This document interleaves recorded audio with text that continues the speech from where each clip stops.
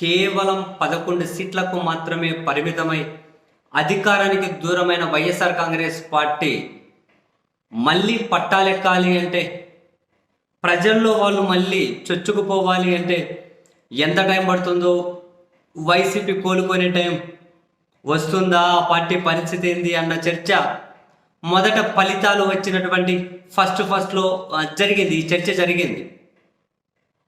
And అదే సమయంలోనే ప్రజలకు కూడా కనీసం ఒక సంవత్సరం రోజులన్న టైం పడుతుందేమో, ఇటు చంద్రబాబు గారి నేతృత్వంలోని కూటమి పాలనకు అంతకుముందు జగన్మోహన్ రెడ్డి గారి పాలనకు కంపారిజన్ చేసుకోవడం కోసం సంవత్సరం అన్న టైం పడుతుందేమో, ఆ సంవత్సరం రోజులు కూడా వైఎస్ఆర్ కాంగ్రెస్ పార్టీకి సంబంధించిన కార్యకలాపాలు ఎక్కడ పెద్ద కనిపించకపోవచ్చు, ఆ పార్టీ గురించి పెద్దగా చర్చ జరగకపోవచ్చు అని కూడా అందరూ అనుకున్నారు.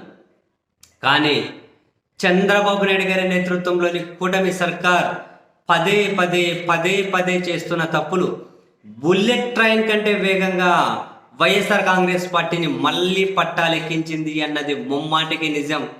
ఇది సామాన్యుల మాటే కాదు, కరుడుగట్టిన కూటమి పార్టీల కార్యకర్తలు కూడా వాళ్ళ అంతర్గత సంభాషణల్లో అంగీకరిస్తున్నటువంటి కంప్లీట్లీ ఒక నగ్న సత్యమే.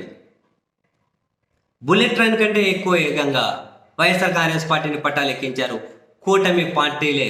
ఎందుకంటే పదే వాళ్ళు చేస్తున్నటువంటి తప్పులు, వాళ్ళ వైఫల్యాలు, జగన్ పాలనను, వైసీపీని ప్రజలు కనుక గుర్తుకు తెచ్చుకోవడానికి కారణమవుతూ ఉన్నాయి. ఒకవైపు సంక్షేమ పథకాలు, ఒక్క పింఛన్ పెంపు తప్ప ఏ సంక్షేమ పథకాన్ని అమలు చేయలేదు అని ప్రజల నుంచి చంద్రబాబు సర్కార్ తీవ్ర విమర్శలు ఎదుర్కొంటుంది. ప్రజల్లో అసంతృప్తి ఉంది. అసంతృప్తి ఏ స్థాయిలో ఉంది అని మన చంద్రబాబు గారు సంబేపల్లి వెళ్ళినప్పుడు చూసాం. డైరెక్ట్గా ఆయన సమక్షంలో నిలదీస్తూ ఉన్నారు. అంతకుముందు లోకేష్ గారు వెళ్తే గోదావరి జిల్లాల దగ్గర నిలదీశారు సంక్షేమ పథకాలకు సంబంధించి. అండ్ జగన్మోహన్ రెడ్డి గారి పాలనను కంపేర్ చేసుకుంటూ ఎంత కష్టాలైనా ఆయన అయితే సంక్షేమం అందించుకుంటూ వెళ్ళారు. మొత్తం మీద ప్రజలకైతే ఏదో విధమైన ఆసరా కల్పించారు అనే చర్చ ప్రజల్లో జరుగుతూ ఉంటే, మరొక వైపు ఒక సంక్షేమ పథకాలు, సూపర్ సిక్స్ హామీలు అమలే కాకుండా పాలనా పరంగా కూడా చంద్రబాబు సర్కార్ వైఫల్యాలు వాళ్ళని జనాల్లో పలుచన చేస్తూ ఉన్నాయి. వైసీపీ మీద పాజిటివ్ అభిప్రాయాన్ని కలిగిస్తూ ఉన్నాయి.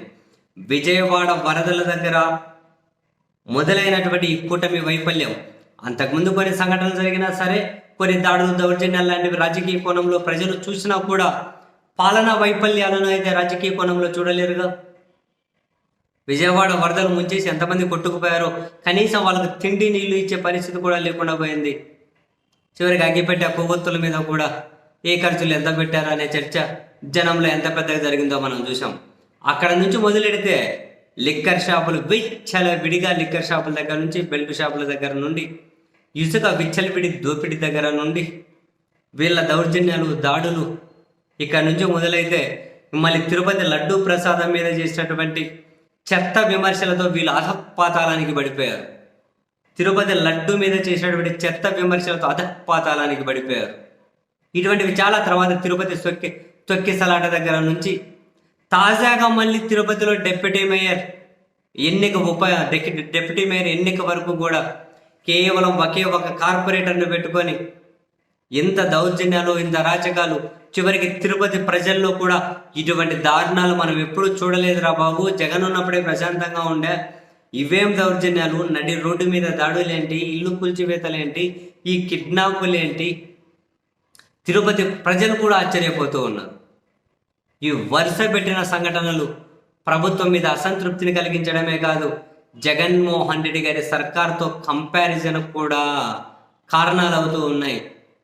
నాకు తెలిసి ఆంధ్రప్రదేశ్ చరిత్రలో కేవలం 7-8 నెలల కాలంలోనే ఇంత తీవ్రమైన వ్యతిరేకత కూడా కట్టుకున్న ప్రభుత్వం మరొకటి ఉండకపోవచ్చు.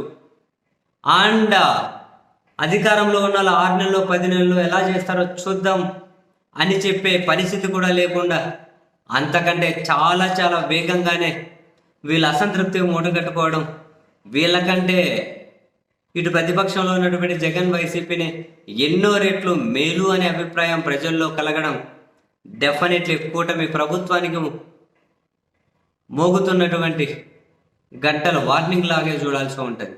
వార్నింగ్ మూతల్లాగే చూడాలి.